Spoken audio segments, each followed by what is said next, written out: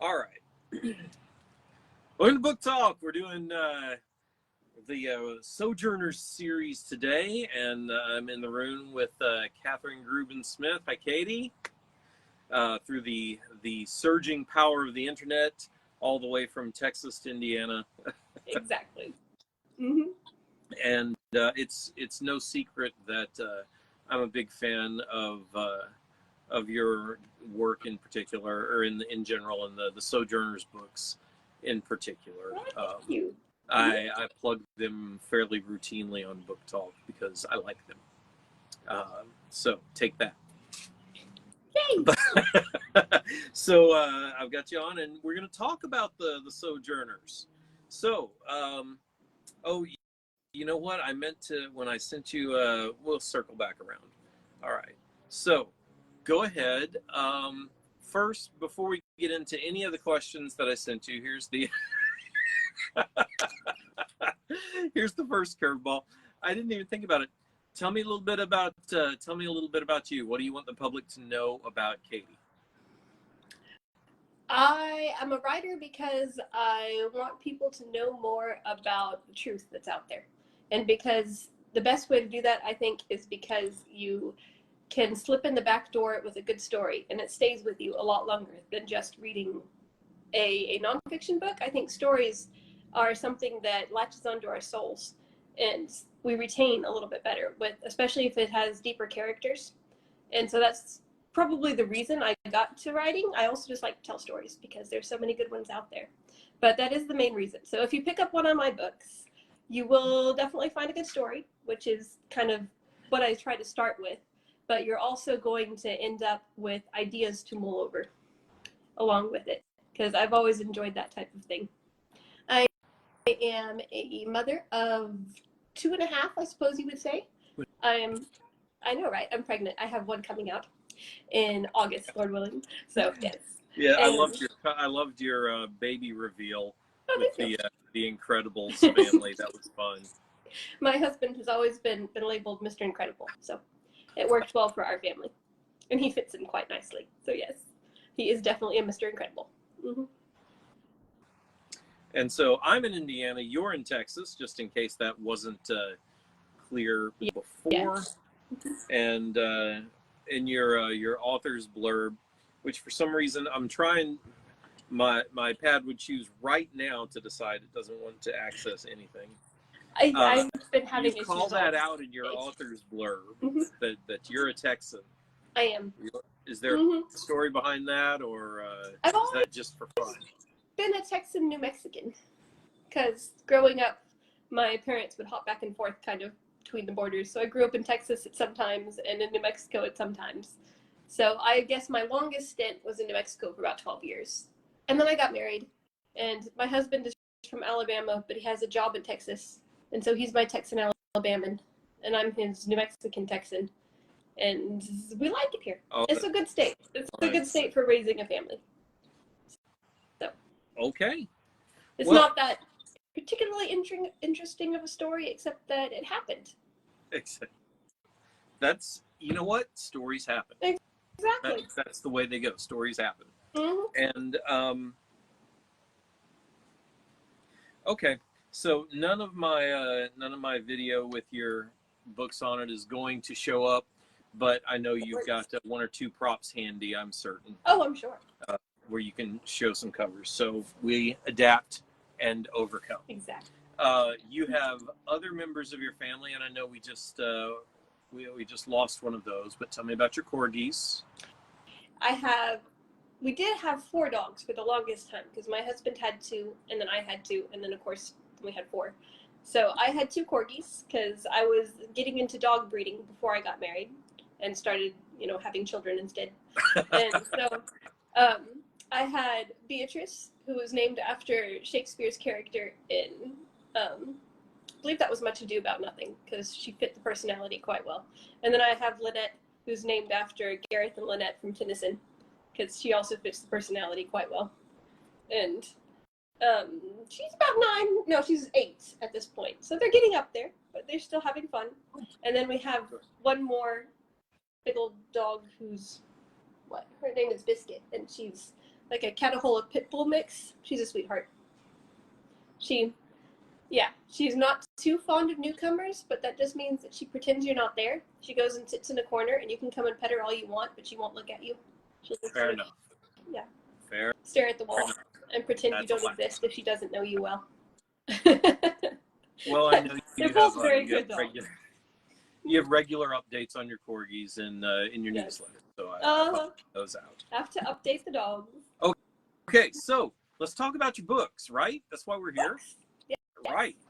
Mm-hmm. So we're here to talk about the Sojourners series, and you've got several, and we'll do a different one. We'll come back to those, but not tonight. So tonight is the Sojourners. So give me the elevator pitch for the Sojourners. What is this series?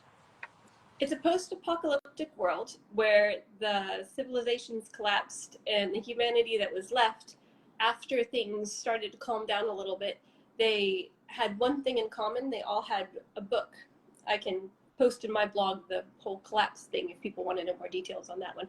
But so that was the one thing that all the little pockets of humanity had in common at that point. So when they started rebuilding, they rebuilt their kingdoms on a book. That was the one thing that you have to be a kingdom. In other words, the other kingdoms will come in and smash you and take your commodities for themselves.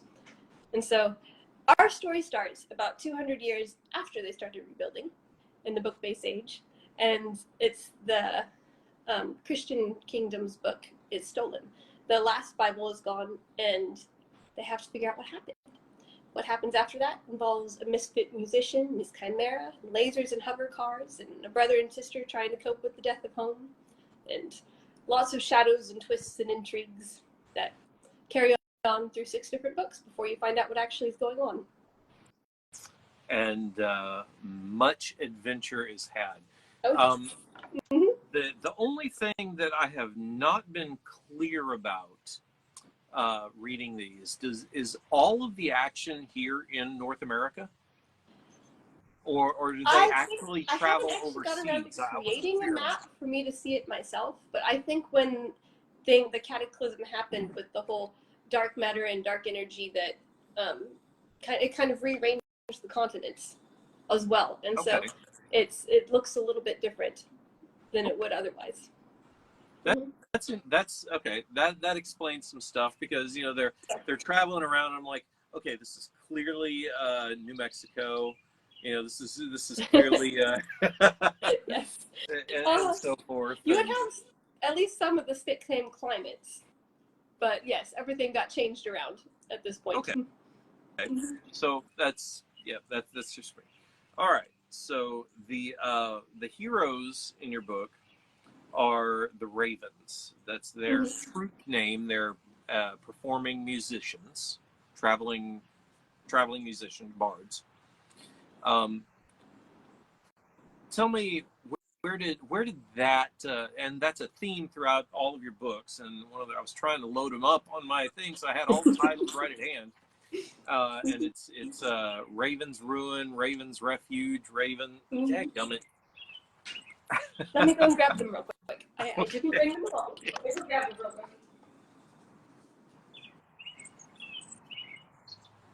Oh, here we go. Okay, I can get to the series page.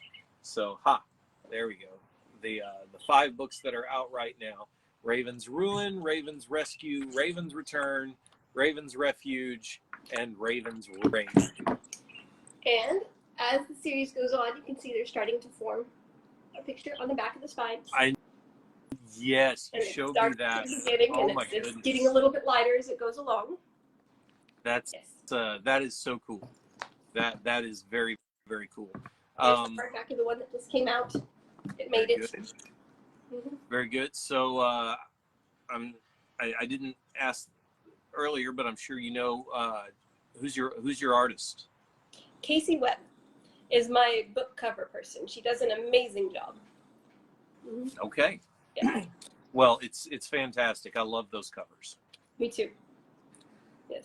All right. So yes, the Ravens. Where did that sobriquet come from? What's your inspiration behind that? Is there a thematic meaning for that you can give away without spoilers? It's mostly because I hope by the end of the series that people will stop and consider, because that comes from Luke 12:24, the "Consider the Ravens" passage, because they chose it. The Joe and Kobo, the traveling musicians, picked that because it suits their lifestyle, where they have to trust on God for everything, because it's a interesting world out and traveling around in the wildlands all the time. But by the end of the series, I'm hoping that the people who read it will stop and consider the main characters, consider the Ravens, because I think there's a lot to learn from them about Christian living and how the world is. And yeah, so I'm hoping that that particular bit kind of sticks in their mind a little bit too. Okay. Mm-hmm. So there, each of the nations has a different book, and I find that just fascinating on the face of it. And it's not just, this is the book that we have chosen to found our nation on. No, the premise is, this is the only book. I mean, the only book. There's even a point where, and I forget which characters are talking, but one of them says, well, can't you just make another copy of your book? And the thought that somebody would copy and duplicate a book is just aghast. No, who would do that? That's you don't do that. And that is staggering to me, because there's a lot of implications to that. And especially the first thing I thought was, okay, is this world illiterate? You know, are we doing a Dark Ages kind of thing, pre-Renaissance kind of setting? But it's not. Your main characters and many of the other characters read and write, so the possibility for making new books exists, but the existence of the books themselves has been elevated to a religion of its own. These books aren't just foundational objects for for a country's system of government. They are holy objects in and of themselves, and I find that premise just, I love that premise. I love the implications that go with that, and the different places that you have taken that. None of which was in the questions I had prepared. My arms are too short these days. Let's see. So you have a lot of different kingdoms and a lot of different books. How much? Well, tell me about some of the books that you chose to base kingdoms on, and some of the research that you did, because I know you did some research. You didn't just pick books at random or make things up. I tried to choose, especially I mentioned every so often, I don't think I ever go into it in detail, but I mentioned every so often that there are certain major kingdoms, and those are the ones that are more like the main worldviews, because you can have different branches all over the place, but there are certain varieties of worldviews that are entirely different than others and are more sustainable than others. And so I did do at least a little bit of research into that, as to which ones would be more viable for being the bigger kingdoms, the ones that last a little bit longer and have more components that make them work. Right. So I honestly tried not to do more than just read the book, because that's all the people would have. So I tried not to think too much about how it actually played out in our history, or even read commentaries or anything like that, because they wouldn't have had that. They would be starting just from the book and just from the ideas propounded by the book and by the author. So yeah, of course I read the books quite carefully. Surprisingly enough, the communist one was the one that gave me the most trouble. I had to reread that one several times, because they tried very hard not to answer the questions. so they tried very hard not to tell you what they're actually thinking. You have to read between the lines quite a bit in the Communist Manifesto. Okay, that was gonna. Which book did you choose for that? Because there were a number of writings that would have been suitable for that.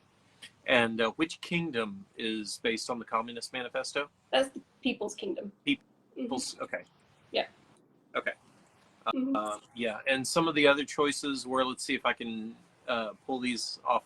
My favorite, of course, is Storyland with Ducky's Pond. Yes, that that was fun. That was a lot of fun. That is so much fun, and there's a lot to that. The Battle Kingdom, which I think is pretty clearly Las Vegas. I can see that. Well, Yeah. okay. Is based off of Thus Spake Zarathustra. Was that right? Okay. I hadn't read that one before this series, so that was fun to research, just to read, because I knew his basic ideas, but I hadn't actually read the book before I, created the kingdom and had to do it. So that was an interesting one for me. Okay. And let's see, Beowulf, of course. You have Geatland. That was fun. I enjoyed that. Oh yeah. Always a favorite with me. And predictably, those were my favorites as well. Yes. Some of the other, I remember you had a Nature Kingdom of some kind, but I don't remember what book you had chosen.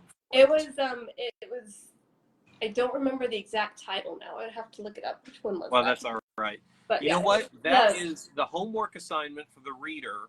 There you go. They've got to. It was the New Agers, though. It was.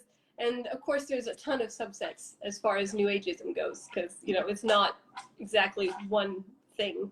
So there's a few little branch offs here and there, but that was the New Ager one. Did you have a favorite kingdom while you were writing?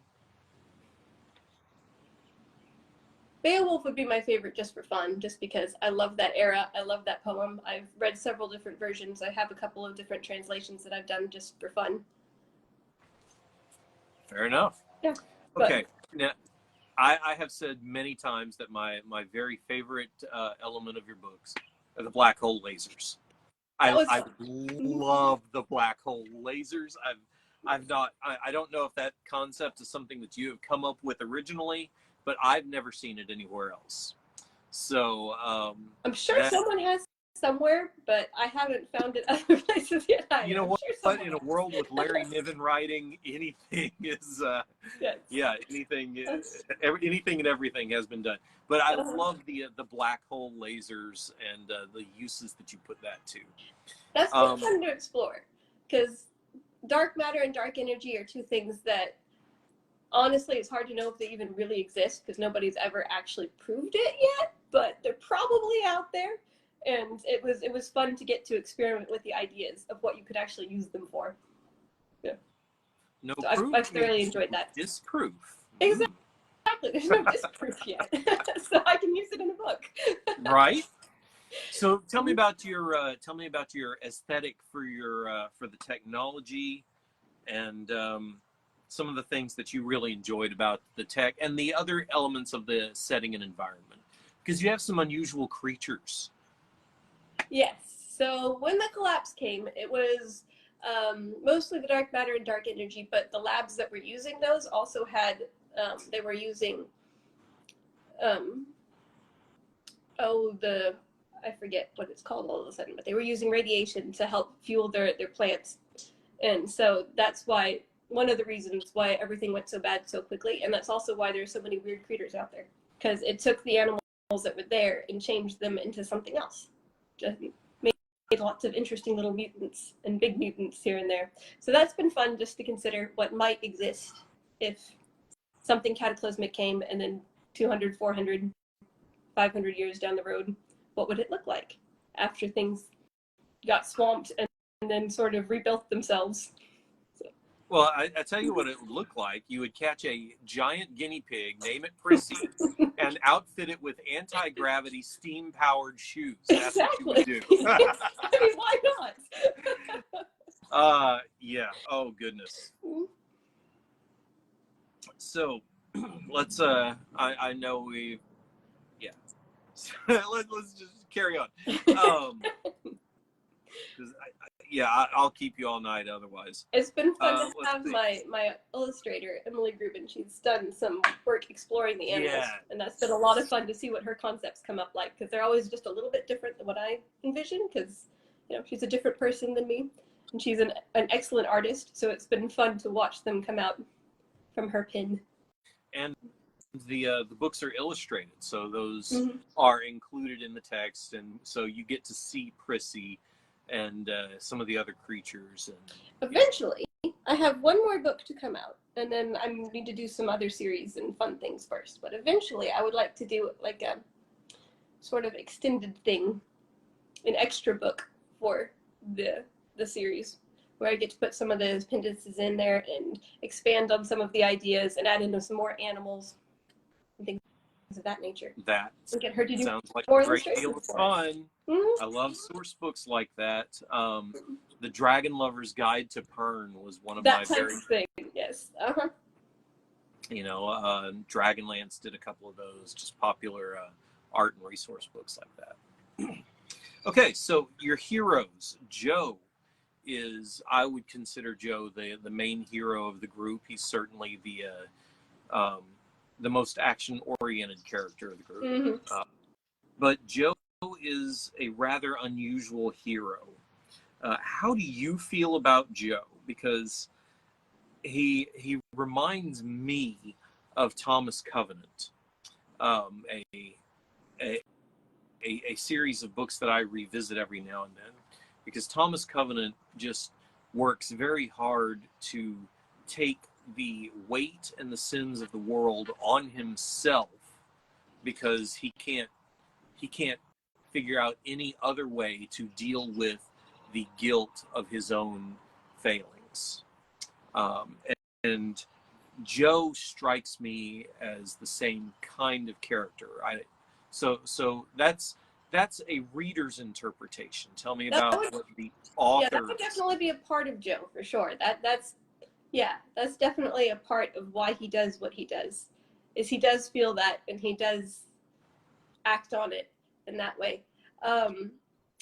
So my parents adopted as I was growing up, and one of the ones that we adopted was a rad kid, reactive attachment disorder. And so that's how I came in contact with knowing what it was, because before that I didn't know that. So as the series goes on, and as you learn more about Joe, because it was fun to make him a little bit more of an enigma right at the beginning, so I'll try not to give too many spoilers, but he had a very difficult upbringing, and so that would have probably been part of his story. So I decided, well, why not take it and use it? So part of that disorder is that they are really, really good at slipping away from anybody, at stealing things, at just general sneakiness. And they're also exceptional at reading people.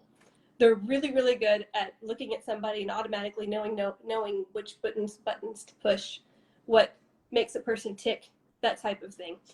And so I thought, well, that would be an interesting concept in a fighter, who's almost like a superhero character. Not quite, but that's kind of how he uses his skills. So it's another way that it showed how God can redeem something that's a terrible situation, and he takes things that shouldn't be good but can use them for his good. And Joe's allowed that to happen in his life by really following what God does and leaning into it. So that's kind of what you learn about Joe as he goes along, and a lot of who he is. Yeah. Mm-hmm. Well, he's a very compelling character. Okay. And he really is the he really is the linchpin around whose actions all of the other characters, are determined. All the other characters are determined around what Joe does, and you don't really realize it until it gets deeper on in the series. But the whole thing is kind of Joe's been working in the background, and things have been kind of rolling around Joe to make the whole thing happen. Well, even when we don't see that, especially in the early books when they're all kind of separate, and Nehemiah's, in one place, and Anna's in another place, and it's when Joe enters the picture. From that point on, everything that Anna and Nehemiah and everybody else in the book does is as a reaction to Joe's presence or Joe's act or something else. He's the primary instigator. Sure. So that's a really solid core around which to draw all of your secondary characters, because the one is so strongly developed. Everything else can be seen because it's seen in relation to this other. So you have a really good tool there for for giving people characters that they can identify and relate to, and it's solidly done, very well done. Okay. And I'm glad to hear that. So I'm losing light. This was such a good idea 20 minutes ago. I'm losing light, so let me, the last question I have is just kind of open-ended. What do you want readers to take away from these books? Probably mostly the little thing that I just mentioned, that what's evolved with these books that honestly I didn't expect to involve, and I didn't write into it. It sort of just came about because that's how the series went, is that sometimes you don't see what God's doing, but he can take even the worst and turn it into good. And so it sort of became another linchpin, sort of the idea linchpin that other things have spun around. And so that's definitely one of them. Hope, of course, would be another main one, because there's lots of different hopes out there, but there's only one solid one. So that would be another main one that I hope would latch onto people's souls and stay. Okay. Well, the Sojourner books just have really clicked for me on pretty much every level. Oh, yay! You've got solid characters that are well drawn and likable and relatable. You've got a fascinating and ongoing intellectual discourse and philosophical discourse with the setting and the implications and everything. And your action sequences when Joe and Kobo get down to business is just, it's really, really good stuff. So I have enjoyed pretty much everything about the Sojourners books, and I can't wait for book 6. Me either. I'm also looking forward to it. But oh goodness, I've kept you a long time. Do you have anything? Where do we find you? CatherineGrubenSmith.com has all the links and all the things. So that's the best place to start. What are some of the things we will find there? All my series, because I have a lot of books, because I like to write, and I've been writing for a long time. And I have a blog on there, which I don't post very often, but I at least have a number of posts up already that you can read. I have a email sign up where you can get my cookbook. You can get all the news.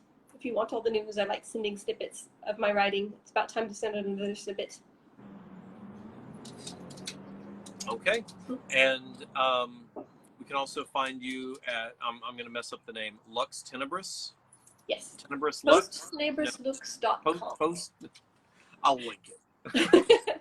Post-tenebruslux.com. It's After Darkness Light is what it means in English. And yes, that is a joint store with Joseph Aaron Gruben, excuse me. And he has amazing books too. So go over there and check out his stuff also. Yep. So that's another spot to find I'll us. fill them up with links. Link. Thank you. Is there anything else that we that you want to bring up or talk about, or make sure I that we don't appreciate being here today. Thanks for sharing your space. I know we've forgotten something, but Well, that's okay. That means you'll have later. to come on again, and we'll talk about some of your other series. Yeah, what were your other series? Just a quick snapshot. I have a spy series called The Paraboloni that were great fun to write. I have 2 more of those coming out relatively soon, hopefully next year. We'll see. And that will make 8 total of those. So you'll have lots of reading to do if you like those. And I have a fantasy sci-fi series that's set on a different planet. There's 5 of those. And that one is complete. So the Parabolonis are all standalone stories, so you don't have to worry about that. I have some fairy tales that I just enjoy writing. I have many of those that I'm ready to write, but I haven't actually yet. So eventually there will be lots of fairy tales. Right now there's only 2. And but they are both wonderful. The other one is the Dreaded King series. Yes. Okay. Yeah. Because you mentioned the theme, we didn't get the title. That's true. Sorry. Okay. Apologies. It's the dreaded King Saga. Yes. Yeah. Okay. I'm worn out, Katie. It's that time of day. Isn't it? Mm-hmm. Thank you so much for being on Book Talk with me. Thank you for doing it. Where do we buy your books? It's just on Amazon. Is that right? It's on Amazon, and it's also on the Post Neighbors Bookstore, so you can also get them there if you want them signed. So, Okay. But both But work. for ebooks, they're only on Kindle. The ebooks are only on Amazon right now. Okay. Eventually, I would like to get them on Nook, but I'm not there yet. So. Well, At the moment, right it's now, mm-hmm. right now you do what you do. Take advantage of Kindle Unlimited, and Exactly. yeah, Mm-hmm. that's what it is. Yes. Thank you again. It is so good to see you. So good to have you on the show. Thank you for doing it. I appreciate it. I see Adam David Collings in the chat. Hey, Adam. He's got a really good series as well, The Jewel of the Stars. You can find those everywhere. And it is Love Boat in Space, as if they were on the run from an interstellar war. That sounds excellent. I'm going to have to go look those up. Oh, they're fantastic. I love his books. Nice. All right. Katie, have a good night. Tell Patrick I said hi. Play with your dogs for me. I'm sure that's a hardship. Oh, yes. Mm-hmm. All right. Good night, And Winston. good